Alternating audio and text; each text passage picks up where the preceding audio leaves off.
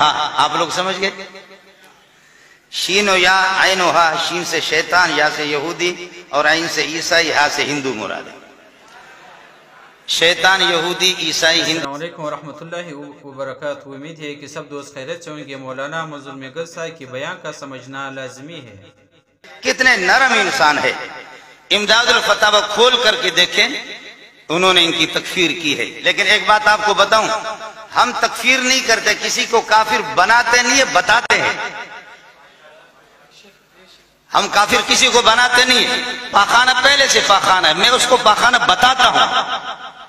میں نے پاخانہ بنایا نہیں ہے، بتاتا ہوں پاخانہ۔ اشرف علی تھانوی نے تکفیر نہیں کی ہے، کافر بتایا ہے۔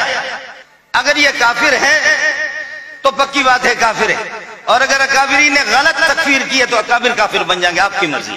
بسم اللہ الرحمن الرحیم، نحمده ونصلي ونسلم على رسوله الكريم، اما بعد فقد قال الامام الحافظ الحجة امیر المؤمنین فی الحدیث ابو عبداللہ محمد بن اسماعیل البخاری رحمہ اللہ تعالی،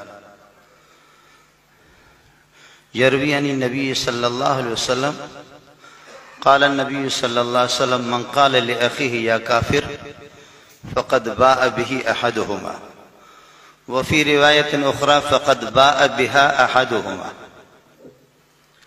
اللهم صل على محمد وعلى آل محمد كما صليت على إبراهيم وعلى آل إبراهيم إنك حميد مجيد۔ اللهم بارك على محمد وعلى آل محمد كما باركت على إبراهيم وعلى آل إبراهيم إنك حميد مجيد۔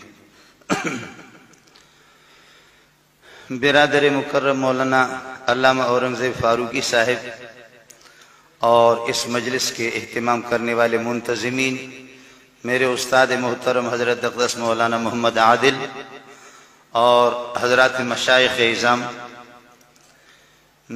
مجھے آپ معاف رکھیں، بلوچ آدمی ہوں، مجھے